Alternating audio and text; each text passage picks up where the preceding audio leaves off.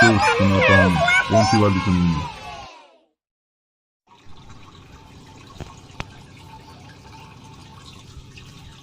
रामू और किसान और जंगल का रहस्यमय खजाना। बहुत समय पहले की बात है। एक छोटे से गांव में एक गरीब किसान रहता था।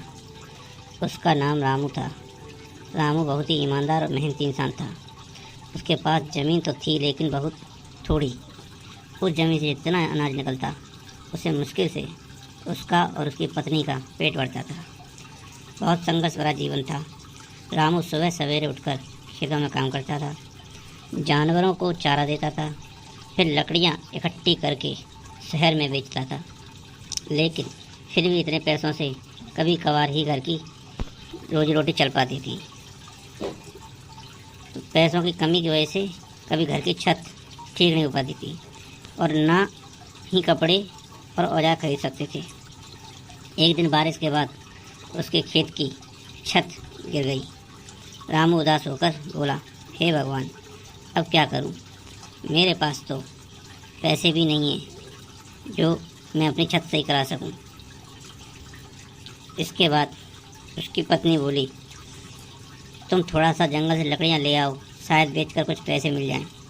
रामू ने कुल्हाड़ी उठाई और जंगल की लकड़ियों को काटने के लिए चला गया। रामू ने कुल्हाड़ी उठाकर जंगल की ओर चल दिया। जंगल की रहस्यमय गुफा। जैसे जैसे रामू जंगल में गहराई तक गया, उसे कुछ अजीब सी आवाज़ें सुनाई देने लगी, जैसे कोई धीमी धीमी ससराहट हो। पर रामू नहीं डरा, क्योंकि वह अक्सर जंगल में आता जाता था। अचानक उसकी नज़र एक झाड़ी के पीछे पड़ी। एक बड़ी सी चट्टान पर गई थी जो किसी दरवाजे जैसी लग रही थी। वह झाड़ी हटाकर देखने लगा और उसे एक गुफा का छोटा सा मुंह दिखा। रामू ने सोचा, अंदर देखता हूँ, शायद कोई जानवर रहता हो या कोई लकड़ियाँ मिल जाएं।